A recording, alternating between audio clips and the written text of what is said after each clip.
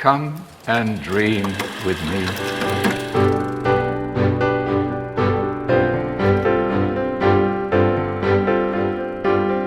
Hello and welcome to What Do You Want to Watch, the Exposure Network's premier media podcast. Every fortnight we get together to talk about movies, TV, and online content. Help you answer the question, was there any chance TJ Miller was actually going to work with Ryan Reynolds ever again? I don't think so. I'm your host, Ashley Hobley. Joining me today, Dylan Blight. No, and we didn't want him to. Just working in general, I think was more of, it should have been something he was more concerned about. That was about. a stupid story. I was like, what the fuck kind of story is this? They're like, hey guys, TJ Miller says he won't work with Ryan Reynolds. I'm like, Ryan Reynolds is literally like, who the fuck said I was going to work with him? Like, yeah, I was like, what a dumb story. Yeah. All because he made a mean joke during Deadpool 2, apparently. Really? Yeah. There's apparently he asked to do a take where he says to Weasel, you know, the good thing about you is you just come in and say enough exposition so we can just move on with the movie. Or something along those lines. Good bit. He deserved it. Yeah. Alright, on today's episode of What Do You Want to Watch, we'll be discussing what's in our watch history, talking about a little bit of film and TV news, giving you some thumbs for trailers, and doing this week's top 3. Let's kick things off with some stuff we've covered elsewhere on the Exposure Network. Halloween Ends is the big movie of the week. Obviously, the end of this trilogy of films by David Gordon Green, starring Jamie Lee Curtis, which, you know, it's 4 years after the events of Halloween Kills. Stuff happens involving Laurie. Laurie's kind of moved on, but, you know, there's a new slate of murders happening in Haddonfield. Dylan, what are your thoughts on... Well, of course, we've got a spoiler cast up on the podcast feed already, but Dylan, what do you think of Halloween Ends? Evil died tonight in the cinema. By tonight, I mean several nights ago when we watched it. It's better than Kills, just. It's like half a good movie. It has some potentially good ideas with two storylines, and I can't really say more because, look, without spoiling it, the film doesn't really advertise what its main plot point is, which I feel like that's fine. The trailer's very much like, oh, here's a Halloween movie. You're like, okay, sure, it's got to be more to this than just Michael come back to kill people. And there is. But I feel like they sort of stretch two storylines thin and do neither one justice, really, when either one could have been better if it got a little bit more time. So, it comes out just being a mishmash of ideas and not being particularly good overall, but still definitely not the worst Halloween movie we've ever had. There are definitely worse sequels from, you know, back in the 80s or sort of the later ends of the Halloween sequel sort of stuff. But, yeah, it's not great. I didn't hate it. Didn't love it. It was fine. Yeah, I think it's a very misguided or, you know, not unfocused movie. It seems to be slightly going in a bunch of different directions, trying to hit many different ideas, and doesn't really commit to any of them or fully fleshes out any of them. It's definitely not the most tension-filled Halloween movie so far. I mean, there's some okay kills, but I don't think it's particularly... If you're going into this expecting a violent horror movie, then you're going to be disappointed. It does definitely live on to the title, but is it a fitting end to this series? I don't think so. So, yeah. If you've watched the movie, check out our spoiler cast. Otherwise, you know, check it out when you do watch the movie. So, a couple of series ended this week. Of course, Lord of the Rings, The Rings of Power. We've been doing the Lord of the Rings Extended, a podcast in which we discuss everything Lord of the Rings. But the series has come to an end with its season finale, with a bunch of crazy reveals at the end of the series. Dylan, you were sick, unable to talk about the season finale, but what are your thoughts on the season as a whole? I feel like I was, like a lot of people, surprised with how good the entire show turned out to be. I feel like it was, like, there was a lot of, you know, sort of trepidation going into it because it's a, you know, like, are they just going to try and, like, do too much like the movies? Are they going to follow the P. Jackson playbook a little bit too hard? Like, how are they going to do their own thing and just it not turn out to be very good? I also feel like coming off, everyone was coming off not liking the last season of Game of Thrones. and then coming into like both this and House of Dragon starting at the same time, there was like very much like two fantasy TV series starting at the same time. Both the Game of Thrones spin-off and this, where everyone's sort of like coming in going, I don't know, we'll see how it turns out.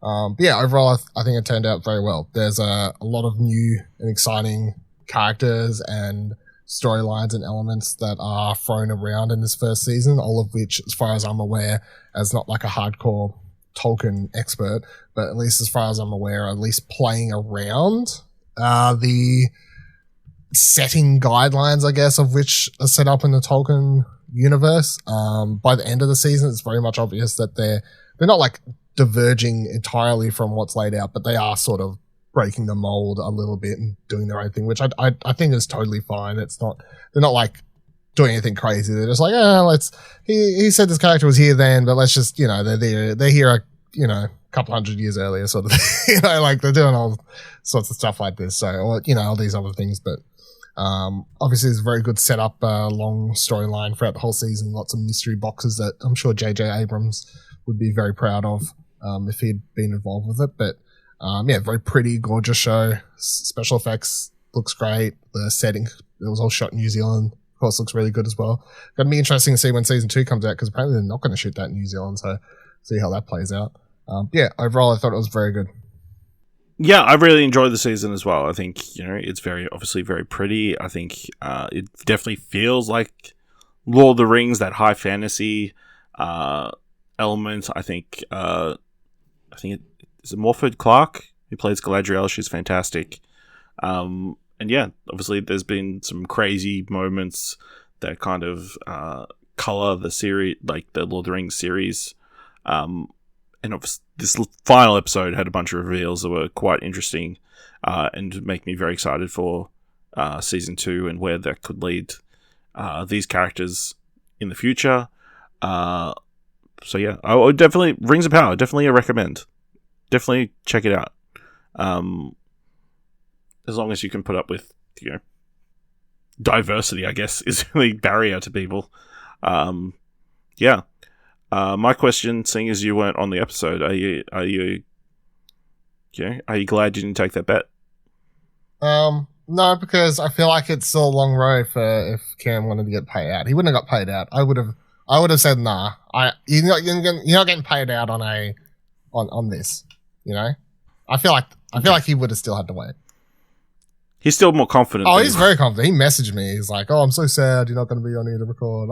As soon as he messaged me, the first message just simply said, "Have you watched the episode?" And I'm laying in bed and I just stare at it for a second because I know what he wants to say. I know he just wants to try and rub in shit. So I just stare at it for a minute and then just respond, "Yes, I have watched the episode," just to see if he'll jump straight into it. And he's like, "Blah, I know it there." But that's all right. I made sure to say that. I can't remember exactly what my message said, but I was like, it's all right. We, including you, as I said, we, the collective on that podcast, always had it right. That's exactly what I said on the latest episode of. That's good because I haven't listened to it yet. So I said we always had it right, and then I believe he told me he said "fuck you" to me or something like that. But I don't know why. I don't know why he would say that. So that's totally fair. I don't know. Yeah, it doesn't make a lot of sense. But yes, Lord of the Rings Extended. Check out that podcast. Meanwhile, over on all new Marvel cast, we've been covering She-Hulk, which came to its season finale, in which we've been following Jennifer Walters, who got the powers of Hulk and decided to deal with men, man babies, internet haters this entire season. This is a show that predicted quite clearly what the reaction to the show would be, and made fun of it the entire way. A super fun meta comedy, that, I feel like stuck the landing. Very funny, lots of fun characters, great cast. Tatiana Maslany, I think, should be nominated for an Emmy this year for performance here. She's stellar the entire way through. The fun thing I've been seeing these last few days is behind the scenes stuff. I think Jamil put up. She has a lot of it. Was it the table? The ping pong, yeah. Of John Bass playing ping pong against Charlie Cox in the Daredevil outfit, while Tim Roth and Mark Ruffalo were talking in the background. I just very like the amusing. part where he hit Tim Roth walk past Mark Ruffalo. It's like, who made you the expert? Or whatever. It's all you hear in the background. That's fantastic. But yeah, Dylan, what are your thoughts on She-Hulk? I really liked it. I definitely feel like it's one of my favorite Disney Plus Marvel series. It was interesting recording all new Marvel cast because it was very obvious, like 2-3 episodes in, that Kieran was like not interested in this series at all. It's not a coincidence that he didn't show up for the last 3 episodes. It was definitely not a coincidence. And look, Kieran doesn't listen to the show, but I mean, I very much wanted to just be like, you can just say you don't. It's like, oh, my dad's shed is flooded. Oh, it's raining a lot. Apparently it's a flood. Yeah, right. Oh, I'm stuck at that work. That would have been on the news. Yeah. I wanted to be like, Kieran, I think after episode 3, I was trying to be like, Kieran, why don't you just sit this one out? Because I could tell he did not like it at all.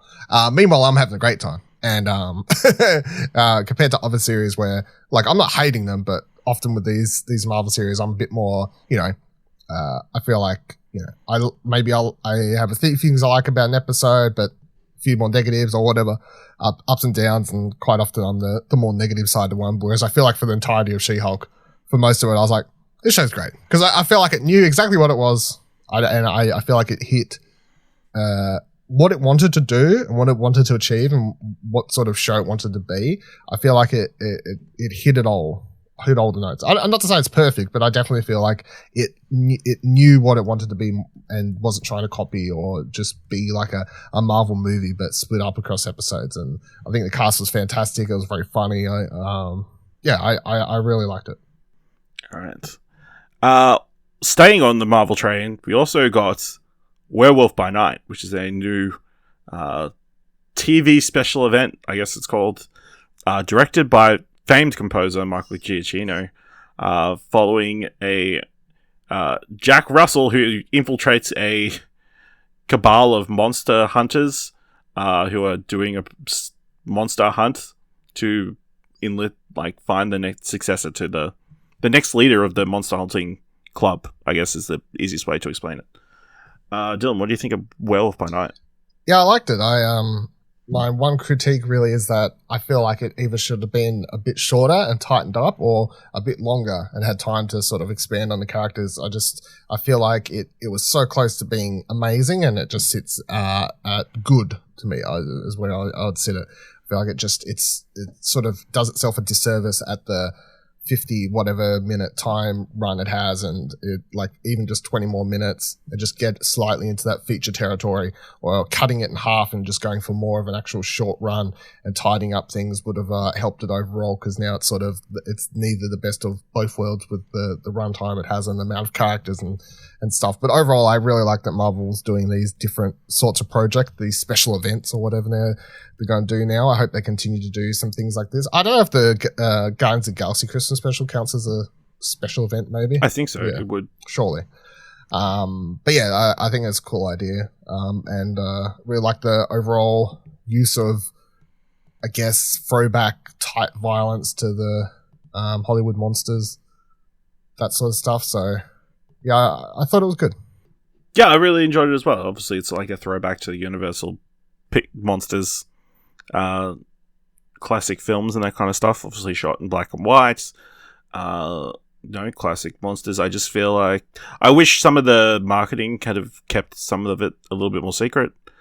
There's a creature that I think would have been very cool to have been surprised by in the show, especially for those of us who watch, I guess, every single trailer for everything. So, but yeah, really interesting, very more violent than anything the MCU has done so far, which they can kind of get away with because it has been black and white.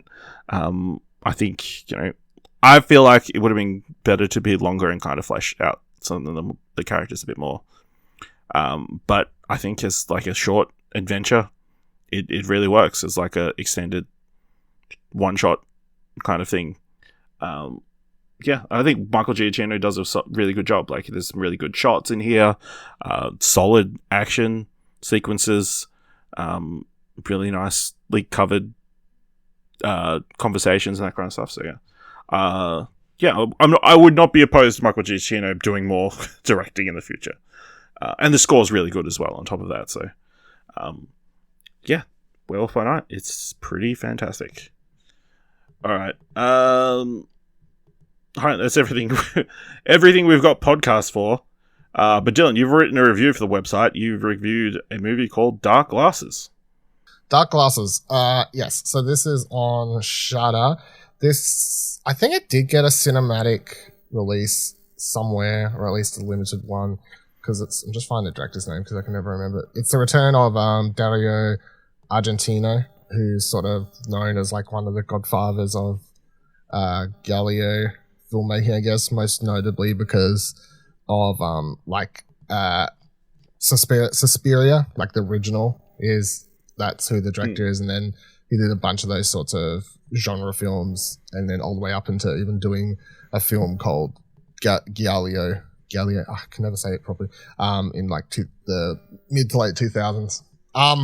This is like his return to the genre.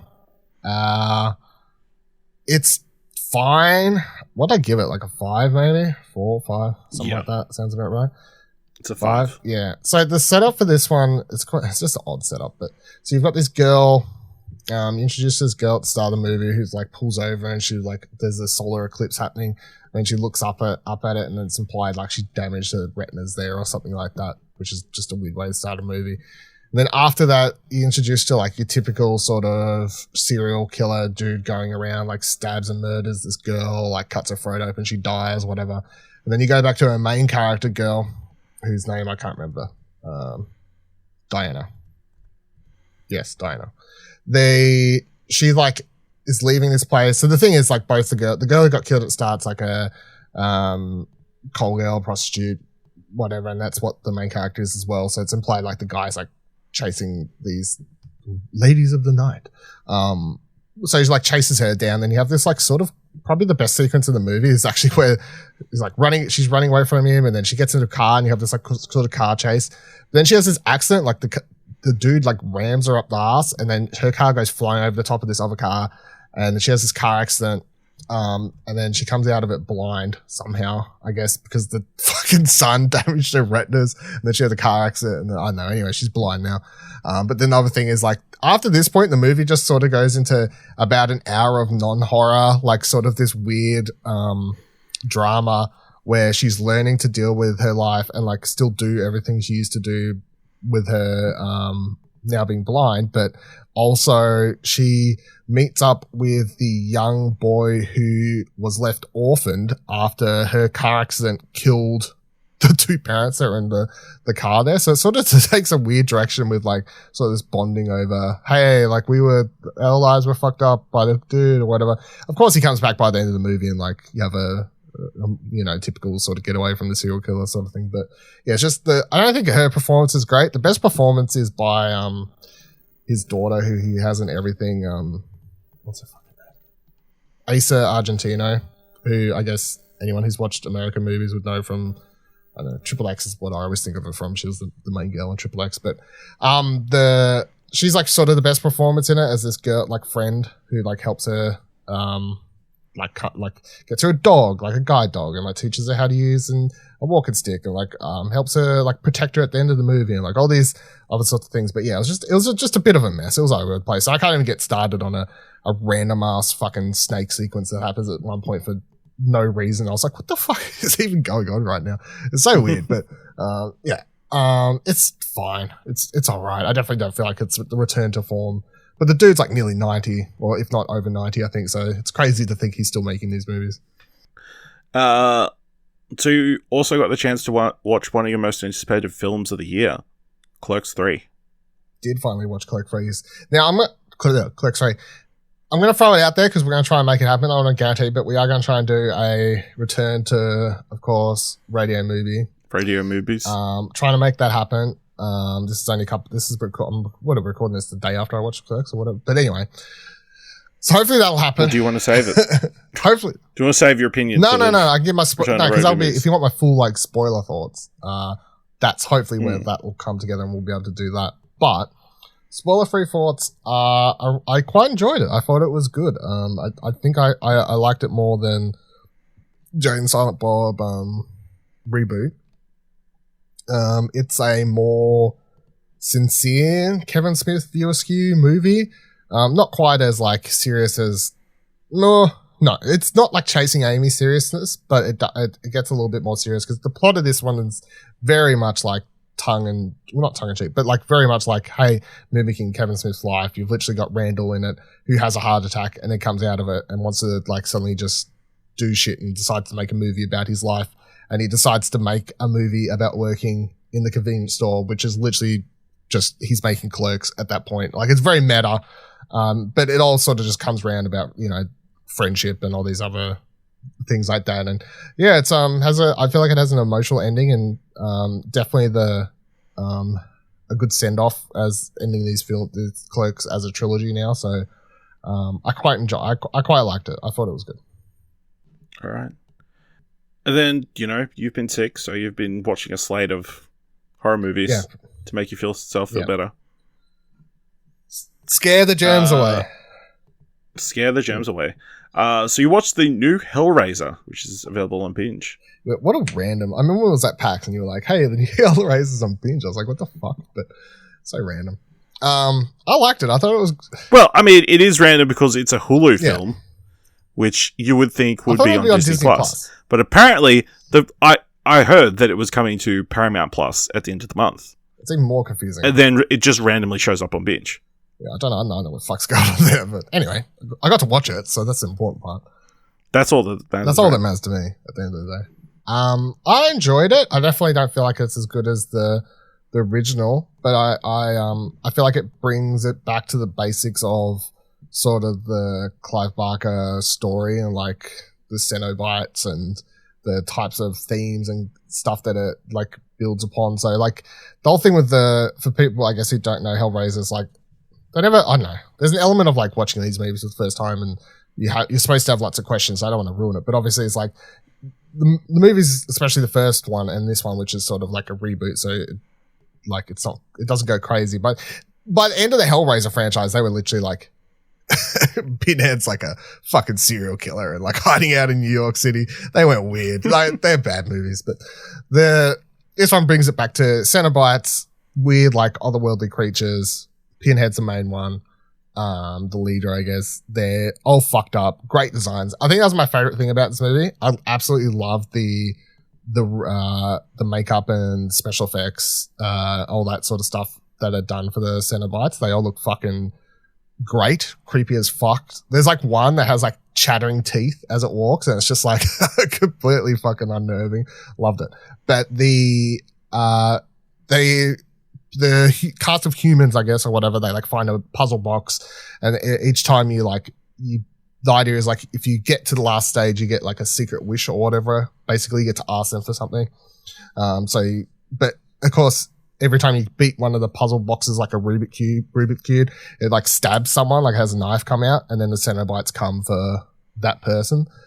So that's sort of how the movie plays out. You can sort of guess and read between the lines there, but there's some really good kills and stuff in there, some fucked up sort of ways that people go out, which is always good to see.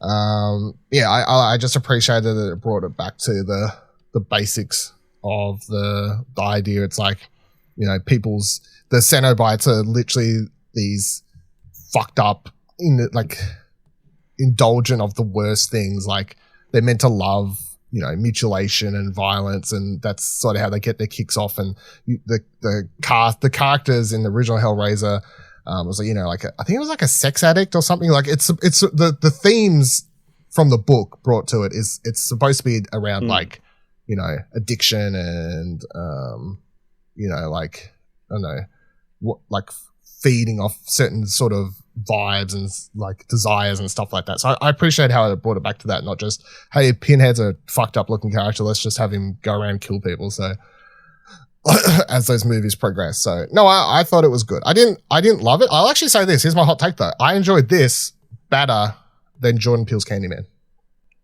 The Nia DaCosta film. The Nia DaCosta directed Jordan Peele's Candyman. I actually like this better. And the only reason I'm comparing them is because they're both Clive Barker based books. They've come out this year. Adaptations have come out this year. Candyman didn't come out Didn't this it? year. I thought it was this year. Was that last year? It was last year. Time's a blur. All right. Both recent adaptations of Clive Barker material. I enjoyed this more than Candyman. There's a hot take. All right. You also watched My Best Friend's Exorcism, which is currently streaming on Prime Video. I like this too. This was it's like a comedy horror, I guess. Like the setup is, what's the girl? I can't remember her name. But you look at the cast. It's Ellie Fisher, right? That one, and then the other ones don't really matter. Anyway, she's the one that people. Well, she's the one most people would know the name of, I feel. But so it's like they go her best friend and like 2 or 3 others. I can't remember how many it is. They like go stay at this like holiday home or whatever at the start of the movie, and then they like do a whole like, let's go like sneak into this haunted house because that's a great idea. And then when they go in there, like they get attacked, or they think they get attacked, and then her friend starts acting all weird at school. Turns out she's been like possessed by demon, of course, and then she starts like being like really mean and like slowly like trying to kill her friends by being like, oh, you've got a peanut allergy, and she like starts sticking them like peanuts and stuff. But it's like a teen horror, so it's not like super violent or, you know, like it's I feel like Ash could watch this, is my like scale of like, is this scary or anything? I don't feel like it's like super scary. There's one like fucked up scene where someone like froze up all over someone, but I mean that's about the I feel like the extent of the grotesqueness, I think, from memory anyway. But yeah, I like all the cast. I feel like they were fun. The fun young cast that played well, and I like the way everything sort of came out by the end. Yeah, I enjoyed it. I thought it was. I enjoyed it for what it was. All right. You also watch Satan's Slaves. I watched this because the sequel's coming out soon. It's coming out like at the end of the month. It's Satan's Slaves 2? Communion, I think, something like that. Yeah. But so this is an interesting history. I've had this on my Shadow watch list for a while, and I just had never got around to it. But with the sequel coming out, I was like, it sort of gave me the push, because when this came out, I remember reading about it a couple of years ago, whenever it came out. It made like a butt ton of money, and it was like, I think the biggest, or is currently the biggest grossing sort of Indonesian horror movie, or like it was some record breaking thing. So I was like, pretty noteworthy. That's always had on the backing. It's a remake / a prequel or some weird thing of sort of a cult classic horror movie as well that no one can watch because it never actually got released with English subtitles or some weird shit like that. So it's always had like some sort of interesting background to the whole story.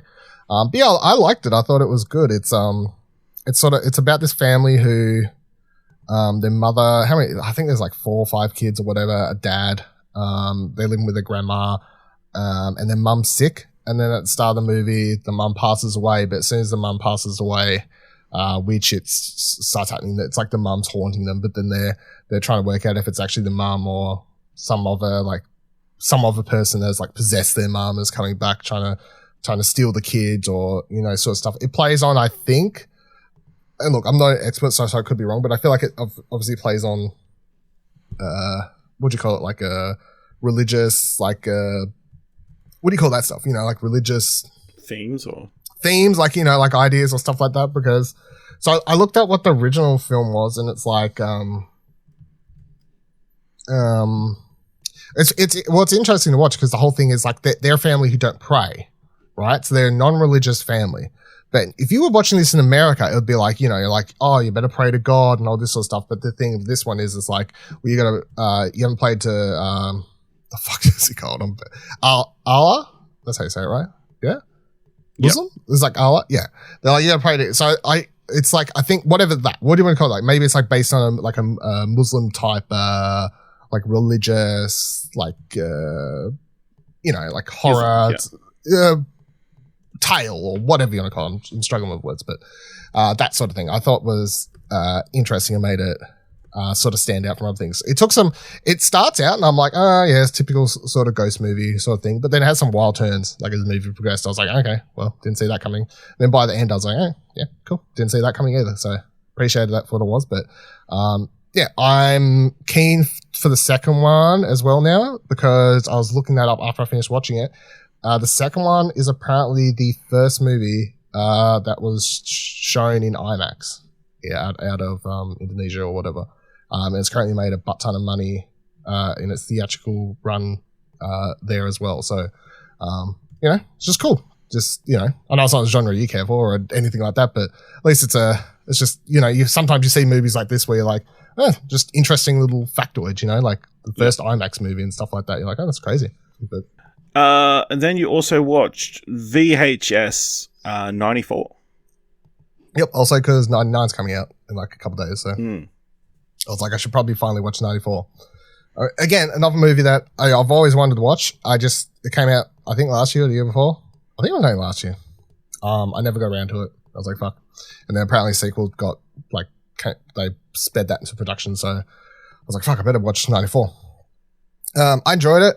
Definitely not the best in the franchise. I think I like it more than VHS 2. The only one I never watched is Viral at this stage. I think I guess I've got to watch that at some stage to wrap up my VHS thing. There was one of the shorts in this I thought was absolutely fucking boring though, which is just like this person, like they're at a wake and they're just like sitting there, and I guess it's meant to be spooky, and they think the body's about to come to life, and spoilers, it does come alive by the end. It like breaks out of the fucking what do you call it? Casket. But I thought that was shit. There's one. Was it the best one? Is I think it's a Thailand one. I think I could be wrong, but I think it's a Thailand made Subject. No. Like the director and like the actor. Indonesian. Like, is it Indonesia? I think so. Yeah. Okay. But that one's probably the best. It's like this doctor who's experimenting on people and like turn them into fucking robots, and it has a sick ass action sequence, first person view where people are just getting fucked up. That one was awesome. I really enjoyed that one. That one was really cool. And then probably the second favorite was I actually quite enjoyed it has this one where there's like these reporters and they hear this tale of I think it was the one that starts it. They hear this tale of like a rat person living in the subway or whatever, and they start investigating it, and that has some weird turns as it goes along. But yeah, I'd say however many there was, like I think there was like 5 short stories in this one or something like that probably. So I'd say like 4 out of 5 were good, and then one really good one, which is the experimenting people turning them into cyborgs, Cyberpunk 2077 storyline thing. So yeah, I liked it. Awesome. So I finished watching this season of Welcome to Wrexham. So this is obviously the documentary series following Wrexham Football Club, who got bought by Rob McElhenney and Ryan Reynolds, and kind of follows their season in the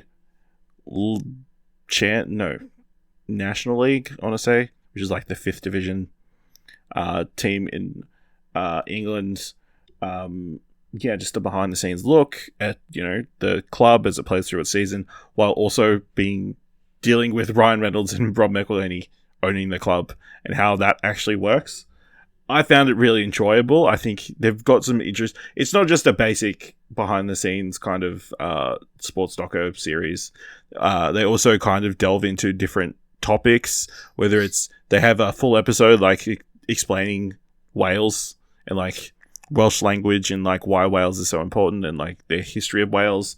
They have an episode kind of devoted to hooliganism after there's a pretty terrible incident after Ryan Reynolds and Rob McElhenney visited for the first time. And then they also have a episode focused on bromances and like adult male relationships, and how like obviously sport like plays a big part in like a lot of adult male relationships and that kind of stuff. So I found it quite interesting, even though I did know how the season was going to pan out. I found it a really enjoyable watch to like look forward to the episodes every single week. So yeah, I would recommend checking out Welcome to Wrexham.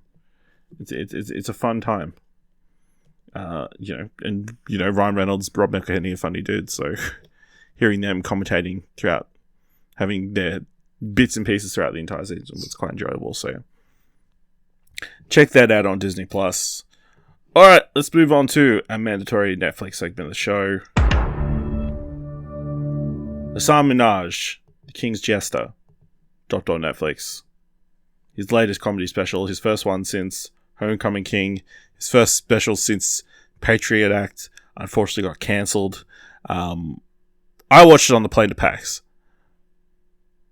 the optimal way to watch a comedy special. I thoroughly enjoyed it. I think it's like I don't know. You watched this at like 4 a.m. in the fucking morning. You were not awake. No, it was like enough. 6. I was definitely awake. I had to be very awake because I had to drive to the airport. So right.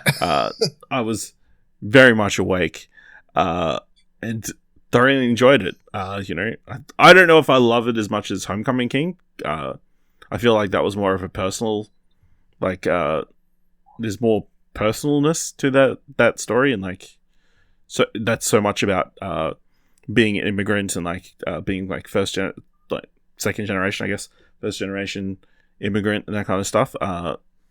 Where there's this one kind of is very much about being a father and protecting your family and that kind of stuff. It's not. I don't feel it's as relatable maybe as the first one. But it's still very enjoyable and very well put together. Obviously, building on what he did with the Patriot Act, what he did with Homecoming King, with like the audio-visual elements to the whole special, whether it's bringing up pictures of his kid or Kumail Nanjiani and how much him having abs just Fuck upset you, him. Kumail! But yeah, there's lots of funny bits, like him like explaining the difference between an MD and a DO. Yeah, very, very funny. One of the best specials of the year. But Dylan, you watched that one as well? Yeah, I don't think it's as good as the other one, but I feel like that's like sort of an all-time classic. His first special that he did for Netflix. I feel like that's just, if you comparing, trying to compare it to that all-time, it's not going to go there. Like I feel like if that's a 10 out of 10, this is like an 8.5 or a 9 or something. I still feel like this is a very good fucking comedy special. I laugh quite a lot. I feel like it's very well put together. It's the same sort of thing in that he will do a really good job at, like funny, and then serious. I'm talking serious now. And this thing. And then, here's a joke. You know what I mean? Like it's that same sort of candor to the way he'll drop, and you can tell when he's joking and tell when he's not, which is a thing because he does say in this, like, you can tell when I'm joking. And I'm like, yeah, I actually can because I know when you're serious. Like he specifically says he wants audiences that understand when he's joking. Yeah, you can 100% tell when he's joking and when he's serious because it's the way his voice gets very serious when he's serious. Yeah. So but I thought all the jokes were very well put together. I feel like it's a combination of building upon being a dad, and like his last few years of that and family life, and just having a way to expand upon and stuff that happened to him while doing Patriot Act and explaining some stuff that happened on and with that show and turning those into jokes, which he does to great effect. Like that part where he's like gonna get sued or whatever, and he like takes it to his own lawyer and he's like, whatever, I can't remember the dude's name. He's like, George, what are we gonna do? And like he brings up the real letter and all that sort of stuff. And that was pretty damn funny. So just the way that his delivery and like the way everything definitely comes together. I found it definitely probably. I don't think of any other comedy special I've watched this year that is this good. I feel like this is definitely number one so far. Yeah, we'll have to go back and. I don't know if there's any we've missed. Like I usually feel like we watch the standout ones. Like it's not like I'm watching every comedy special that drops. But I feel like I definitely usually have my eye on the standout ones. I don't know. You don't watch everyone that drops, but you did watch Eliza Schlesinger, Hot Forever. This finished. Well, Hassan's thing finished. Then that was like, hey, do you want to watch this? I'm like, hey, all right, I'll go make lunch first. But I put it on. I've never watched any of her stuff before. I'm aware of who she is. Like I know, like her name's big enough that I've like seen her pop up on stuff like comedy stuff. I think I've seen her in other stuff. I feel like she's pretty prolific. Like she has she's a massive regularly. She's a massissive stand-up, and I've seen her in other people's stuff, and I've seen her do bits on other shows. I've never seen an entire one of her, just a solo show of hers though. I thought it was funny. Definitely, I was coming off sort of such a great special that maybe it wasn't like it's like this is it's okay. It's a fine special. Maybe I had the bar a bit high coming off the other one, but the King's Jester. But yeah, there's some like decent jokes in here. I know from like past experience and like her jokes are very much targeted towards, I guess like female audience, I guess, is there's lots of jokes about bra sizes and not targeted at female audiences, but female experience, I guess, is the thing. And there are some funny bits in here, but almost, I don't know, like it was dragged a little bit at some stages for me. There was a few jokes that I feel like they could have, like she did that thing that sometimes I hate where I'm like, okay, you've told me the end of the joke like 5 times. Like, you can move on to the next joke. Like I got it. Yeah, I thought it was all right. All right. So you also watched the Netflix series The Watcher. What's this one about? So it's based on this rather interesting story that I'm sure Netflix has Netflix will do that thing where they just magically have a documentary about like 2 weeks after this series drops or whatever. But so this is based on a story where this couple moved into a house in wherever, Washington or wherever the fuck they are, I don't know, in America. They move into this house, and then like a couple weeks after they move in, they start getting these letters in their mailbox, and it's like stuff like, "Dear House 6669, I love your house. I've been watching your family since you moved in. Your daughter and son go to this school, blah, blah, blah." And they were always signed off The Watcher, which of course the family was like, this is fucking weird. And they kept getting these letters for like all the time. And they can't, to this day, they can never figure out who it was. The cops couldn't figure out who it was. The FBI couldn't figure out who it was. People have all these theories. Internet sleuths have tried to work out who it was. They did DNA testing, like there's all these like crazy theories about it being, the couple across the road, about like the people in the house doing it, like faking it to like get money, like all these things. Like it's definitely like you can dive down a Wikipedia hole, to figure out what's happening with this. But this show, The Watcher, is based upon that, but then it just takes it to just sort of does whatever it wants at that stage. So it's created by Ryan Murphy, and he's, of course, just come off the success of being one of the producers on the fucking, what's the other show? The Dunham, fuck is that called? The Jeff Dunham? What the fuck is his name? Who cares? He's a serial killer. Dahmer. That's him, yeah. That fucking piece of shit. That series, which he produced as well. So he now has like the 2 highest grossing Netflix series, things, most watched things on Netflix at the moment, which is crazy. But anyway, so it's sort of takes that idea, that true story, and just sort of twists it at that stage. So it's the same sort of thing where this couple moves into this house with a family. The names are changed; they're not the same names as real people. They have 2 kids in this instead of 3. Like they've done some like slight changes, so it's not copying the exact same thing, and they can change the names and whatever else. But it just like, they move in, they start getting letters, they start the family starts getting freaked out. They need to work out who it is.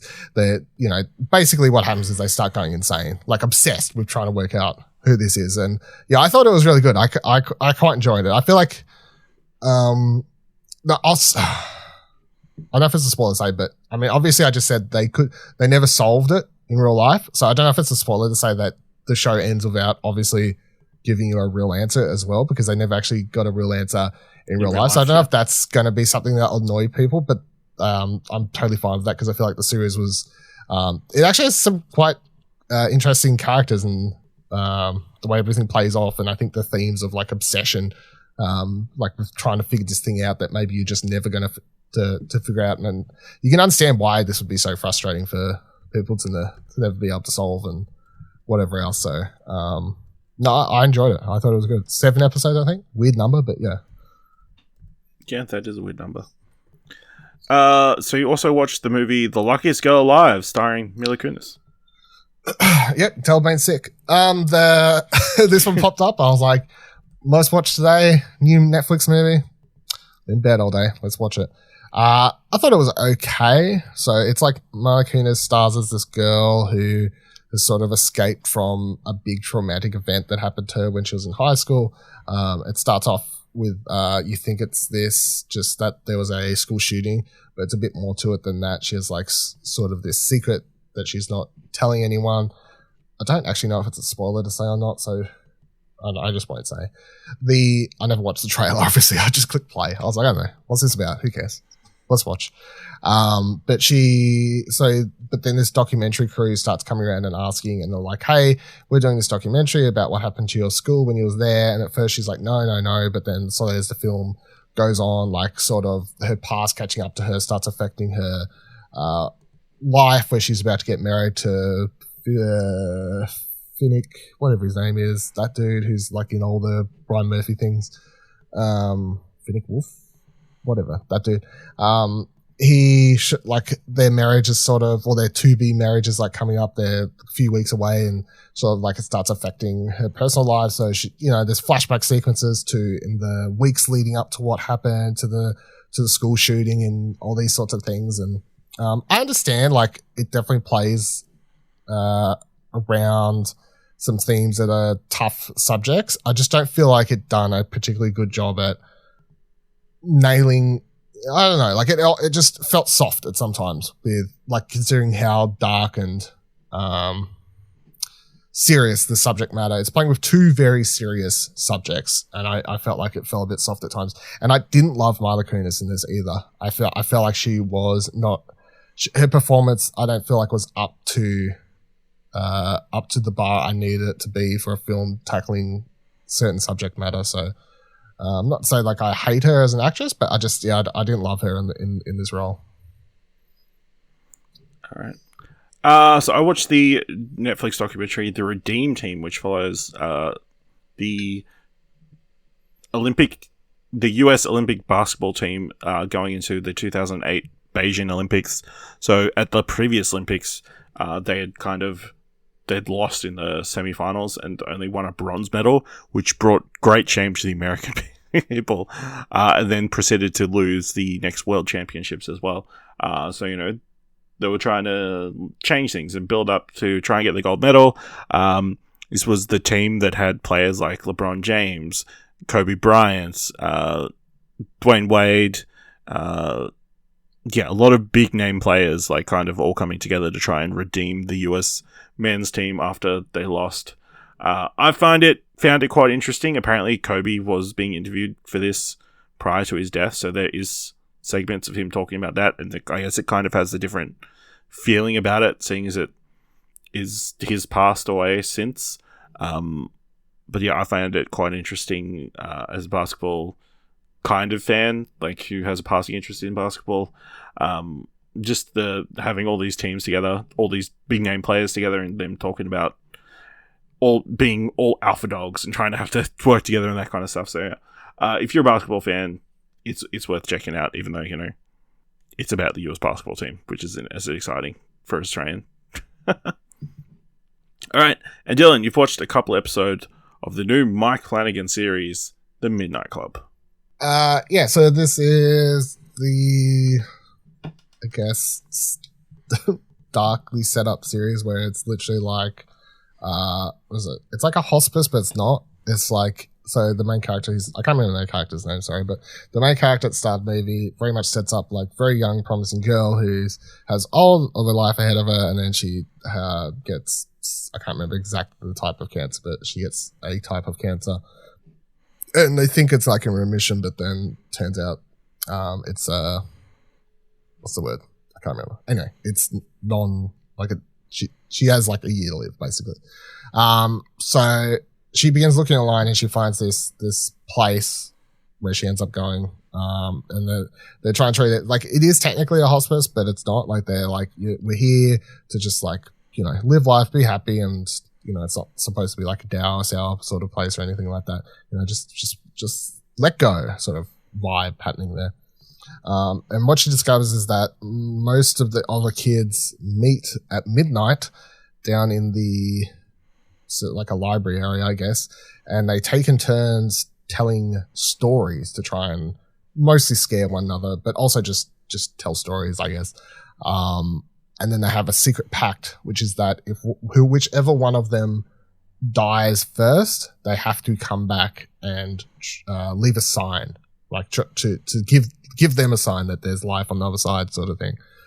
So it's sort of you've got like at least in the few episodes I watched so far, it's interesting because it's almost like a show, and then there's like you got like it's like an anthology series at the same time, because when they're doing the short stories, these are like mini little stories, little mini horror stories or whatever happening at the same time, sometimes with some of the same actors or not, while they're telling these stories.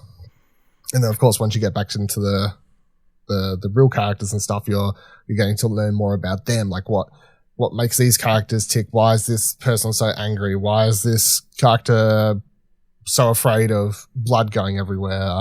Why is, like all these little things you get to learn over the first couple episodes, getting to know these kids, all of which so far I'd say the kids are giving good performances, and that's really good. The house I really like. Mike Flanagan has a thing for doing horror type things, just set in big old mansion fuck off houses. But yeah, I'm definitely enjoying the first few episodes. It's definitely not like anything else he's done, I guess. He's not directing it all either, so it's more of a collaborative project, and I guess you're going to feel that on the collective tissue. But yeah, I'm keen to see it through. All right. Yeah, that's one I'm keen to check out once, the backlog of stuff I need to get done is kind of over. But yeah, that's everything in our watch history. Let's move into a little bit of film news. And the story that attracted my attention the most this past 2 weeks, which admittedly has been held up by another event taking place, was this story around Richard Linklater's Apollo 10.5 being rejected for the Academy Awards. Reading from AV Club, director Richard Linklater is getting vocal about his frustrations with the Academy of Motion Picture Arts and Sciences this week after the Oscar-granting body decided that his recent film, Apollo 10.5, A Space-Age Childhood, doesn't qualify for its Best Animated Feature Film category on account of it not being animated enough. Like Linklater's previous animated films, like Walking Life and A Scanner Darkly, Apollo achieves its look through the age-old process of rotoscoping, an animation technique in which artists draw over live-action footage, creating a distinctive sense of motion that looks like very little else in the medium. More than 200 animators worked on the film, which does not appear to have been sufficient for the Academy, which issued a decree back in July that it does not feel that the techniques meet the definition of animation in the category rules for the Best Animated Feature Film. In conversation with IndieWire, Linklater and his animation director Tommy Pilata both expressed their anger at the Academy's verdict. "I feel like I've been caught in a Casper-esque nightmare where someone is saying something isn't real, and I know it's real," Pilata said, noting that Apollo is a blend of rotoscoped outlines for figures and lush animations surrounding and on top of them. Linklater, meanwhile, was blunt about what he sees as the commercial motivations for the exclusion. "The animation industry is clustered around kids' entertainment. I get this feeling that they're basically like indie weirdos, go home." Dylan, what are your thoughts on this situation? Does this movie deserve to be eligible? Apparently, the film needs to technically be 75% animated to be classified as an animated film, and also longer than 40 minutes long, which clearly this fits that criteria as far as I can tell. Yeah, it should 100% be eligible. I don't feel like rotoscoping is like rotoscoping is an old technique. I don't understand how it's not considered animation. Like, it's, to me, it's no like the new form of rotoscoping is just like performance capture stuff. To me, like, rotoscoping is like the version 1 of that. You have something like Polar Express or whatever, animated movie, but it's Tom Hanks running around in a suit, or whatever. But then they're animated over his performance. To me, that's just a new age version of the same technique that's gone on here. And the thing is, like, he's 100% right. Although they have they go over the original performances to like have a baseline, they're adding in and changing details that are happening in the background. You have more elaborate things that are added because it's animated, and they can add those animated flourishes during certain sequences in the movie. They change things if they want because it's animated. They can re-go over it, Like, it's not literally just sketch over it with a pencil and something, call it animated, or else why would it take 200 fucking animators? Like, that's a lot of people to do what the Academy is saying is like, it's a hack job, like it's just you went over it with a pencil. Like, it's just a sketch job. Like, yeah, it took 200 people to do a sketch. You put a filter over it. No. So I call it 100% bullshit. And I agree totally with everything in that quote you just pulled out, similar to what I think was discussing last year of the Academy Awards, which is that how sort of stupid, I can't remember who said it, but those two people that came out and host made a joke about animated movies and just spoke about them. Well, it was all the kids. Disney princesses. All the Disney princesses spoken about for kids. We spoke about it then, saying how the category is sort of like, is it actually best animated film, or is it just best kids animated film, kids movie. And it very much seems at the time and even now that, yeah, it just continues to be that animated is treated as a kids category. Because last year it was, what the fuck was that movie? I still haven't watched it. But Flea. It was the Flea was the one non-kids movie. And that didn't even get a second to like shine in the spotlight at all. They just shone the spotlight on all the kids ones throughout the show. So, yeah, it's very much I agree. I think the Academy treats animation like a kid's medium and not like a medium that can be used for adult storytelling. Yeah, I think, they definitely got a case here as to why they should be considered an animated film. The main reason being that it's an animated film. There's no two ways about it. I mean, just because there's a performance that they're basing some of the animation on doesn't mean it's not animated, much in the same way that, like you said, stop motion animation should, motion capture would still technically, I guess, be considered animated. And really, all animation to a degree is based off, we see all the reference videos that the animators use to build their performances and that kind of stuff. I feel like this category is definitely due for a revamp or some sort of overhaul. Not that, all the kids' movies definitely don't deserve to be nominated, all that kind of stuff. But the animation category is so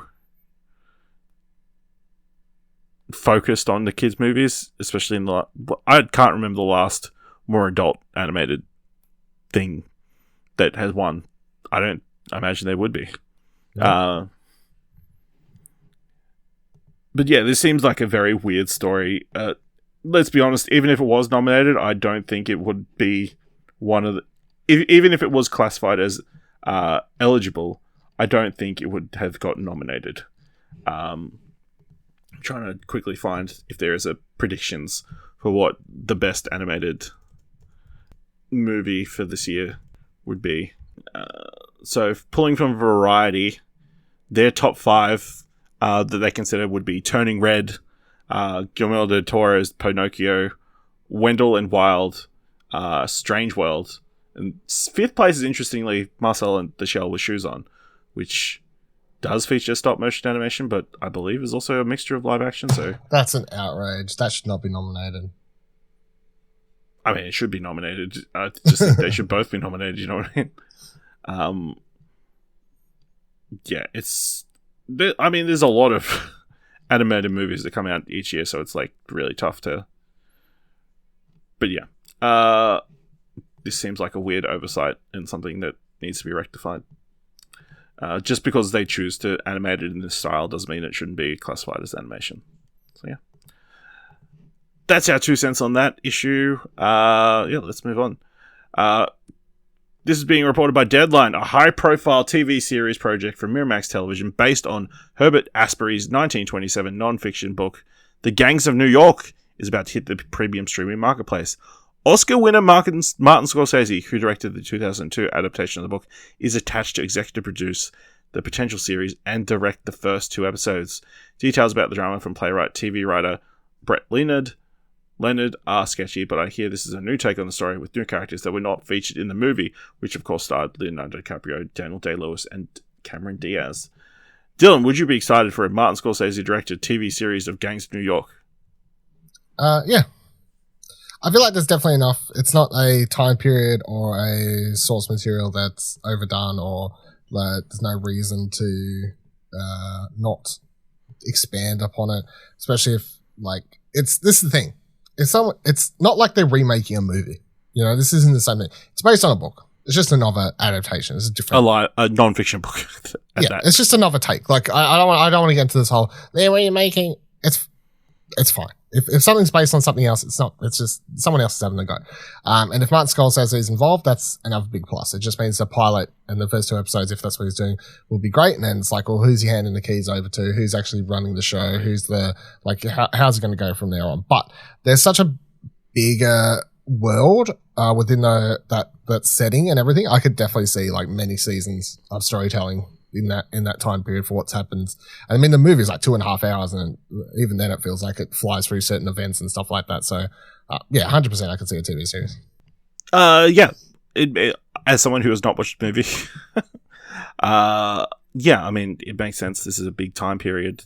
Obviously, Martin Scorsese involved. That's pretty cool. I think, he's got a reasonably good track record. Quickly looking, he did Boardwalk Empire, I guess, is the big series that he executive produced and directed on, as well as Vinyl, which didn't do as well as Boardwalk Empire, but I mean, one for 50% hit rate is pretty good. So, yeah, I mean, it's a very exciting. Obviously, Martin Scorsese only has so many different projects he could potentially be doing.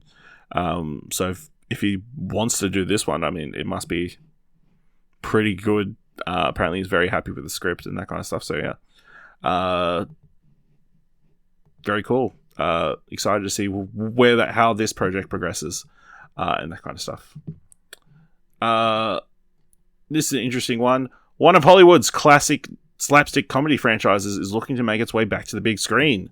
Sources tell Deadline that Paramount Pictures is moving forward with a new Naked Gun reboot, with Liam Neeson in negotiations to star and Akiva Schaffer to direct. While no green light has been given, sources say it's headed in that direction once the deal closes for Neeson. Of course. Dylan, can you imagine Liam Neeson fulfilling the role of Leslie Nelson in The Naked Gun? No. Yeah, this seems like an odd casting choice. Yeah.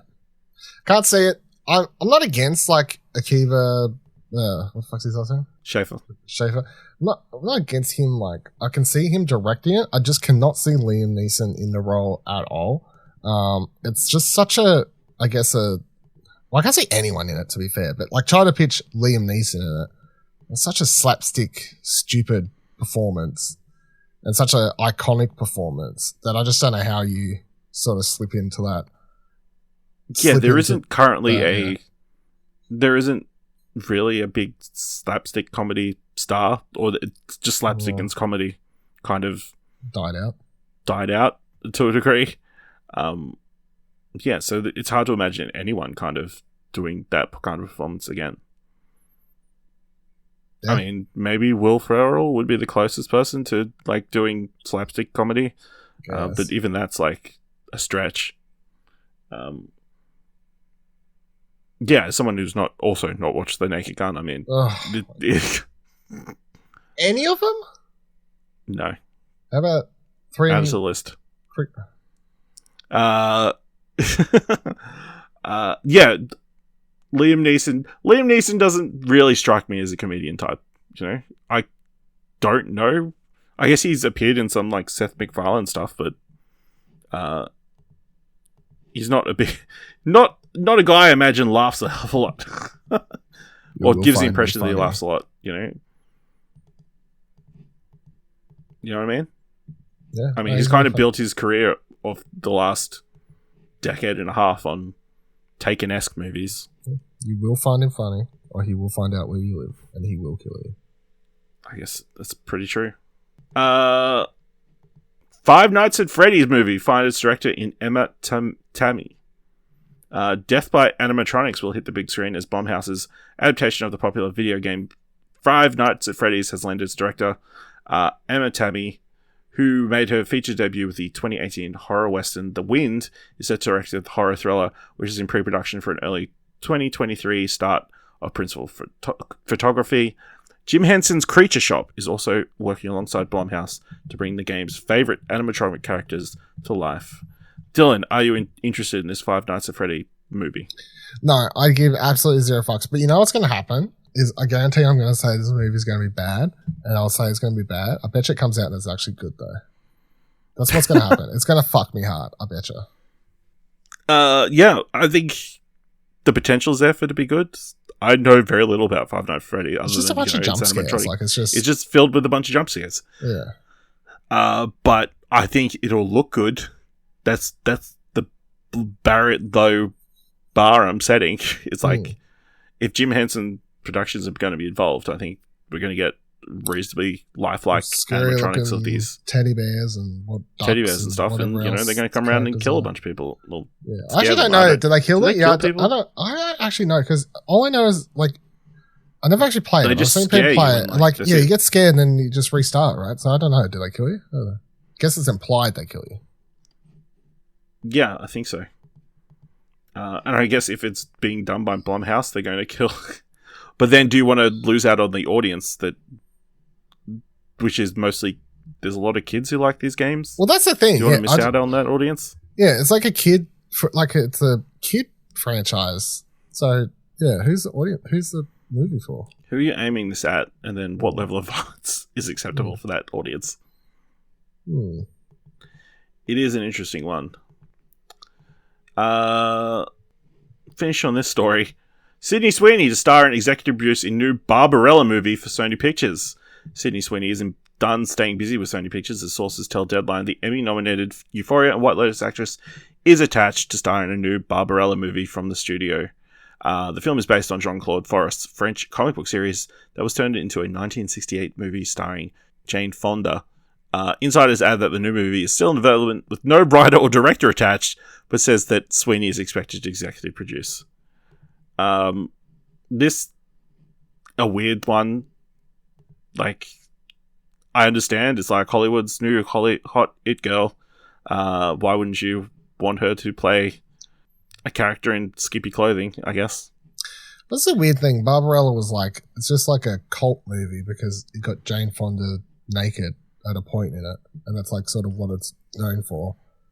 I don't know why I don't know, like, unless the idea is to like take that reverse character it, or what the pitch is, make it something better. I really don't know. Like, I know it's not a movie. I know Jane Fonda like talks about, like, I don't think Jane Fonda in any interview I've seen like talks about it. Like, she doesn't hate the movie or anything. Yeah. Like, she's just like, it is what it is. Like, everyone knows what it was. Yeah.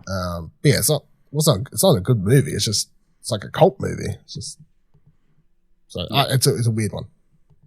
It is a weird one. I feel like it might just be a case of like Sony enjoying her work on Madam Web, which we've got like set pictures. I was going to say, I saw some set pictures. Yeah, they look. Yeah.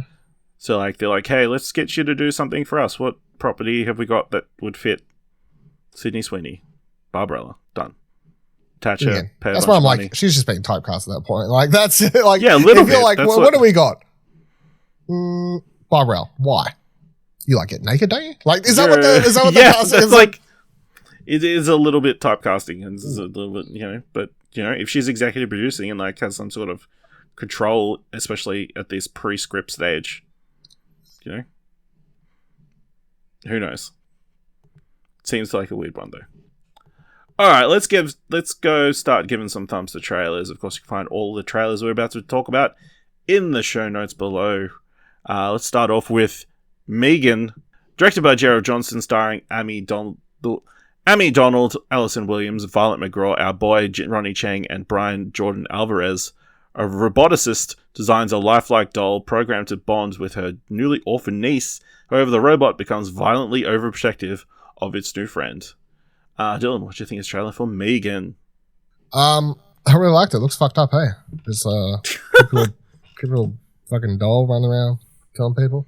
There's a shot at the end where she's like charging through the woods, gonna kill that kid. It's awesome. No, I'm a sucker for robots or dolls come to life and go. Big Annabelle fan. Yeah, fucking love that Chucky. Yeah, I do like Chucky. I do like Annabelle. I mean, it's weird to say I love them, but like Chucky, like Annabelle, Gizmo as a kid. The OG sort of horror. Like big fan of iRobot. Anyway, this this trailer is pretty good.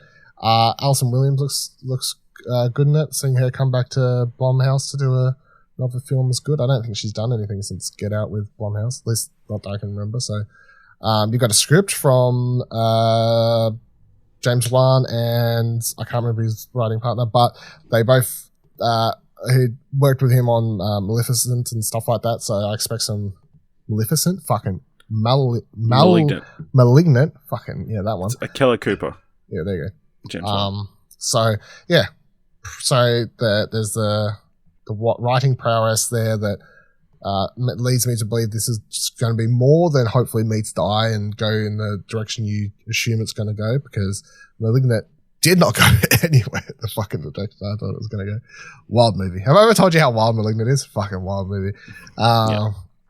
Yeah, I'm keen. I like the trailer. I thought the doll looks good too, like as far as it looks just weirdly too lifelike, which I guess is the point, obviously. Yeah, I'm down.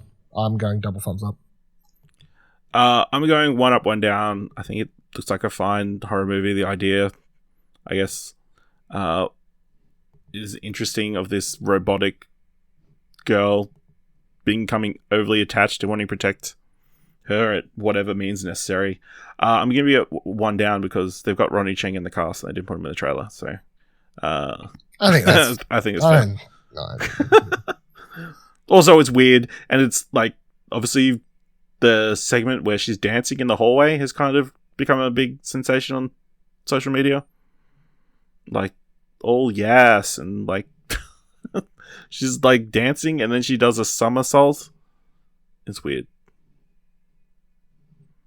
Isn't it weird? Yes, so this movie is coming to cinemas on the 12th of January 2023. Our next trailer for this week, Wendell and Wilds, directed by Henry Selick, starring Keegan-Michael Key, Jordan Peele, Angela Bassett, Lyric Ross, James Hong, and Ving Rhames. Two scheming demon brothers, Wendell and Wilds, enlist the aid of a 13-year-old Cat Elliot to summon them to the land of the living. Dylan, what do you think of this stop-motion trailer? I really like stop motion stuff. I really like the look of this. I like the setup, like the general synopsis, what you can see story-wise that's happening. I like the cast. I didn't love the trailer, though. I just thought the trailer was oddly paced and just sort of all over the place, and it really just felt unfocused, or like the trailer was put together by... I almost feel like the trailer was put together by someone who doesn't know the project and didn't know how to market it. It just felt weird. Like, I just had an odd feeling watching trailers. So I'm going one up, down. One up, one down. I like it. I like the movie. I like what I'm seeing. The trailer just felt weird to me. Yeah, I think I'll give one up, one down as well. I think I agree with you. It feels a little bit unfocused. It's not very clear. Not that it has to be super clear about what is going for, but there's so many elements. You just kind of want to get an idea of what we're getting into. And it's just kind of all over the place, but yeah, beautifully, and looks cool animation, beautifully stop motion, interesting character designs and that kind of stuff. Funny dialogue, obviously. Keegan-Michael Key and Jordan Peele, their first project acting together, I guess, since Key and Peele. No. Keanu! Oh yeah, that's right. They did do Keanu. Well, since that. So it's been a while. So yeah, this looks very interesting, and it is coming to Netflix October 28th. So right before Halloween, to get you in the spirit. Speaking of movies set around a holiday, next trailer is Violent Night, directed by Tommy Wirkola, starring David Harbour, John Leguizamo, Cam Gigadent, Alex Hassel, Alex Lauder, Edie Patterson, and Beverly D'Angelo. An elite team of mercenaries break into a family compound on Christmas Eve, taking everyone hostage inside. However, they aren't prepared for a surprise combatant. Santa Claus is on the ground, and he's about to show you why this Nick is no saint. Dylan, what do you think of the trailer for Violent Night? I loved it. It's awesome. I love it. There's a part of this trailer, I just started laughing when I watched it. Because I watched this, I think, one morning before PAX or whatever, because I told you about it on the show floor, I think. Yeah. I was just laughing because it's this when he's like, naughty, and he's like killing people. I was like, I don't know. I'm down. I'm going double thumbs up. It's just absolutely dumb idea. I hope it's extra violent, more so than the trailer portrays. I just want to see Santa fuck people up. I'm all about that. But yeah, I'm going double thumbs up. Yeah, it's double thumbs up from me. It sets up the premise super easily. It's Die Hard, but with Santa Claus. Yeah. I'm sure Simon was super happy watching this trailer because it's filled with puns and like takes on all of his famous lines or any Christmas saying at all.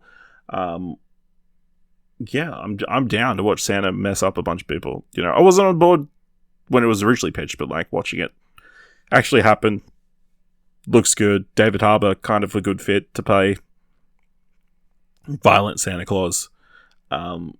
Just him at the start of the trailer, like being super depressed about being Santa in general, being a bit of a drunk, was a lot of fun. So yeah, I'm excited for this one. This is coming to cinemas December 1st.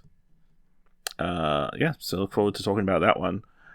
Next trailer is Causeway, directed by Lila Neuenbauer, starring Jennifer Lawrence and Brian Tyree Henry.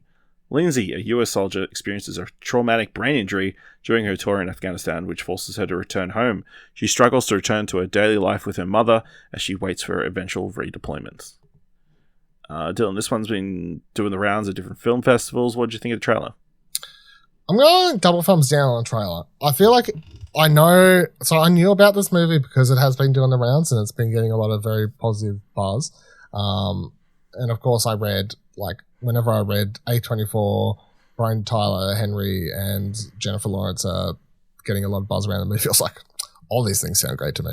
And then, I watched the trailer. I was like, I feel like if I didn't already know what the movie was about, this trailer would just leave me very confused. And it's a weird thing to have a teaser for. I'm like, no, I don't know. I feel like there's no reason to not make it in the trailer a little bit more obvious what it actually is about. Or maybe I'm just dumb and I didn't realize it. I mean, you tell me, but I feel like if you didn't know what this is, I don't feel like the trailer makes it obvious enough. Not that I feel like they need to spell it out, but I feel like they don't even give you a chance to work out what's going on. So, yeah, I'm keen for the movie, 100%. Can't wait. Double thumbs down the trailer, though. I'm going to give the trailer 1 down. I think it is aiming to be more of a tonal piece than an actual, trailer. And it does an effective job of kind of setting the tone that I imagine the movie is going to follow through on. But yeah, I had not read up on what the movie was actually about until I pulled this description for this episode. And I don't think you could have any idea any of that information based on this trailer, which is fine. It just seems like an odd marketing choice. That seems like something you would want to explore. But yeah, I'm excited. This looks like this is very different Jennifer Lawrence than anything we've seen in a while, at least. Obviously, she took that a bit of a break between, I think, the last X-Men movie and when she came back to do Don't Look Up.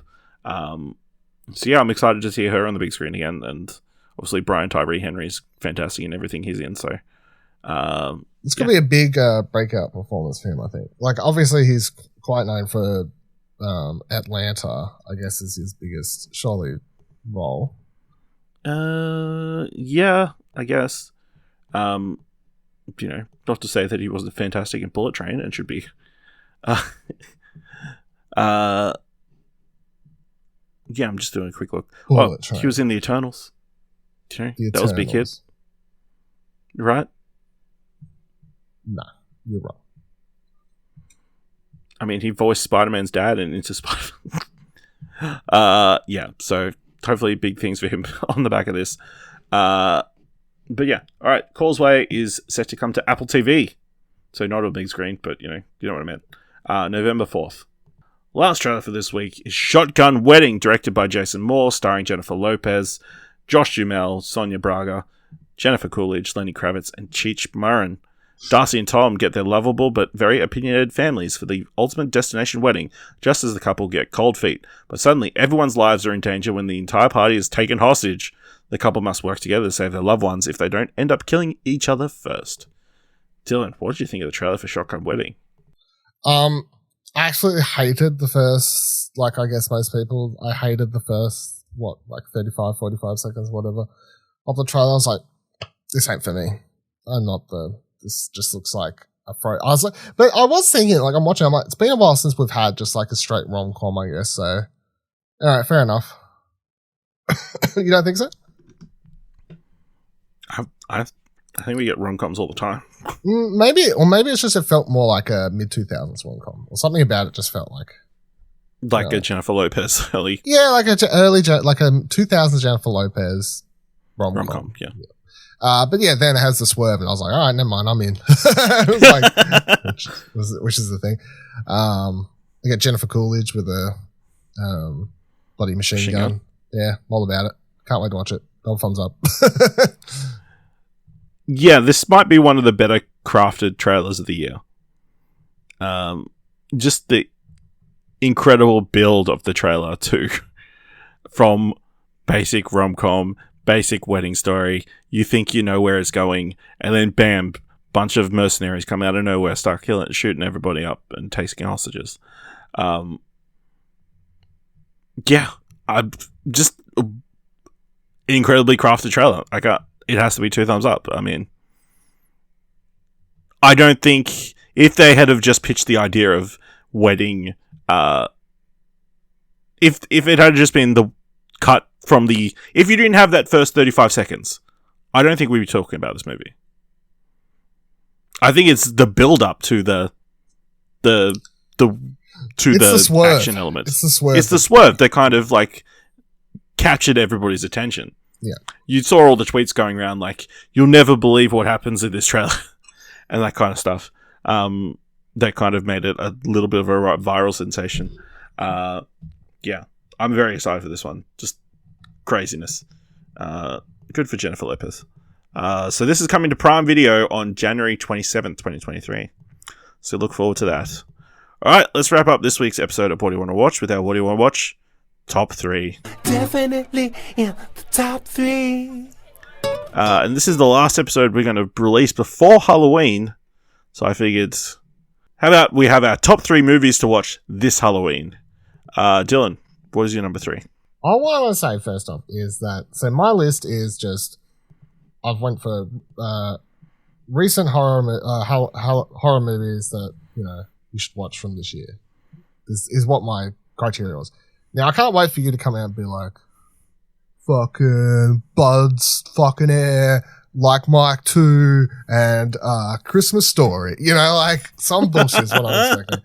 Anyway, number 1 or number 3, whatever on my list is Prey, the Predator sequel movie that came out a couple months ago. It's on Disney. Weird place to watch it. But anyway, Hulu, if you're in America. It is the best Predator movie we've had since the original Predator. It is very good. It has better character than the original movie. Not quite as violent, I guess, if that's what you're looking for. But I feel like it is definitely a very good movie and the best Predator movie by far. And a great pick for Halloween. So, there you go. All right.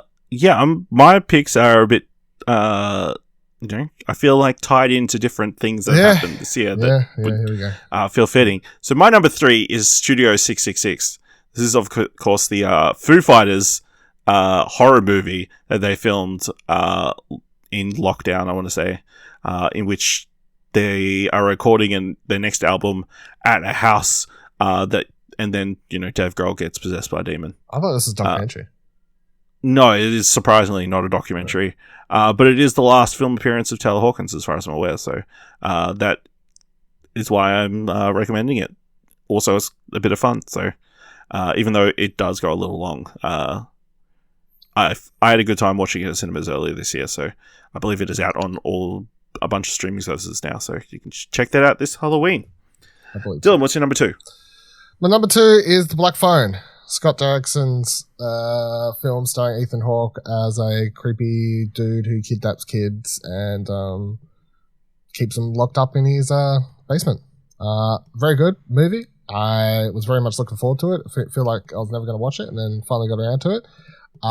It has that sort of 80s throwback vibe setting, everything going for it that everyone loves at the moment because of Stranger Things, of course. Ethan Hawke isn't in it as much as you probably would like. However, he is very creepy whenever he is on screen. But yeah, the thing I talked about on here episodes ago, whenever I watched it, that is the standout is the kids. I think the cast is really good. In particular, the sister in this, she's fucking great. I absolutely I haven't had a chance to rewatch this yet, but I can't wait to, just for the part of the one scene where she says "fuck you, God." I still think about it. It's probably one of my favorite lines I've seen someone deliver this whole year. So one of the best horror movies come out this year, and I think each one you could watch with the family. As weird as this sounds, you'll be like, "Oh, would you watch a horror movie with family?" But I mean, like if you're picking a horror movie to watch with a family night horror movie, like there's nothing like, there's no like, it isn't Saw, like there's no fucked up like shit. It's just a creepy horror movie. All right, my number 2. Yeah, here we go. Paranorman, the Leica stop motion animated comedy horror film. It follows a young boy named Norman who can communicate with ghosts. And he's given this task to end a witch's curse. There's a bunch of zombies attacking his town. It's 10 years old at this year. Of course, you got Wendell and Wild, another stop motion animated film about to release. Get in the spirit of stop motion animation and check out one of Leica's best films. A company that does a bunch of fantastic films. So yeah, Paranorman. Check that one out this Halloween. Any critiques? I can't. Yeah. My number 1 is X. Probably my favorite horror movie that's come out so far this year. Of course, I'm very keen to watch Pearl, which I'm sure I'll watch next year. Yeah, because A24 continues. Fucking A24 just fucks me like. I mean, the number of people who are very upset that it's going to come in to Australia, Blu-rays. I've seen people outside of Australia, like in Europe, very upset as well. So, I think they get fucked too. That's the thing. Yeah. I don't understand. Like, either A24, like widen your distribution, or pick partners in the different countries to distribute the movies for you. I don't understand. Well, I guess the question is, why aren't these other distribution companies in other countries like? Why hasn't someone just done a blanket deal? Why? Maybe they have. They won't accept it. But this is the thing. I don't understand. Like, if they're like, look, we're a small company, we don't have the ability. That's fine. I understand. But that's when you make a partnership with a company here in Australia to distribute A24 films, so we get them day and date. Because it's ridiculous. Anyway, that's a whole. Do we need to start a distribution? Maybe, because it's doing my fucking head in. Like, it's not just these horror movies. It's like all the A24 movies. It's absolutely, it's just rubbish. What was I talking about? X, right. X is of course, talked about it on here before. Very good. I think it's like 70s. I can't remember. I think it's 70s is where it's set. But they basically, the setup for the movie is you got Mia Goth as the lead, a bunch of people they set out, including, Kid Cudi. They set out, that's always like my shout out. Oh, and Jenna Ortega, like the notable names, I guess. They set out to this farm where, the main dude, the older dude, he's like, rented out this little cabin that's owned by this old couple. And he's told them that they're just going to stay there. They're just chilling. They're just hippies. They're just going to smoke weed and, have a good time. Secretly, they're out there to film a porno. They want to make a porn film, and get ahead of the times. This is when porn films are not like, it's coming in. These are going to be the thing, this is going to be a hit thing. But yeah, it turns out the old couple, they got some weird shit going on, and there's some secrets to be had there. And, before you know it, people start dying. So, but, just a lot of fun. It's a wild ride. The cast is great. It's a sleazy, gruesome movie, but that's totally what you like about it. Like, I feel like if you go into this, you know what you're after. And it hits on all, notes if you know exactly what you're after from this movie. And then it did so well, but so well that they pushed out that Pearl prequel thing, which by all accounts everyone says is even better. So I'm like, fuck yeah, all right, let me watch it if it's even better. I loved X. So, and then they're doing Ty West has already announced that he's going to film another one. So fucking this franchise literally came out of nowhere. People say that no one likes to watch original horror movies anymore. No, you're wrong. All right. My number 1. Yep, here we go. The Addams Family. The 1991 supernatural black comedy film, following the Addams Family, macabre, bizarre, aristocratic family, good times. Of course, the Wednesday series is coming next month. Is that why? Oh, that's the tie-in. I didn't get the tie-in. That's crazy. That's a good point. Yeah. That's good. I didn't. So that's why it's my number 1. It's the most relevant. Prepping for something later on, but is also relevant for Halloween. Are you actually going to watch anything for Halloween? I don't know. Have you ever watched anything for Halloween? Have you ever, on October 31st, sat down and gone, "Fuck, it's Halloween. I better watch a scary movie tonight." I mean, not unless we've had to watch a scary movie or something. That's the answer I was expecting. So, because I will, like, that's the thing. Throughout my whole life, I've been like October 31st. Not like I need a reason, but it's like, well, I got to watch a horror movie. Well, maybe I will now. I'll find something. You better watch something. That's in the vein of the three things I just listed to piss you off. I want to see you tweeting October 31st that you're watching an actual horror movie. I'll even take like... What? These are actual horror movies? No, Adam Sandler is not a horror movie. Okay, that one was a bit of a stretch, but that's just because they're goth doesn't make them fucking horror movie. Like, Paranorman is not a horror movie. It's a it says movie. horror in the description.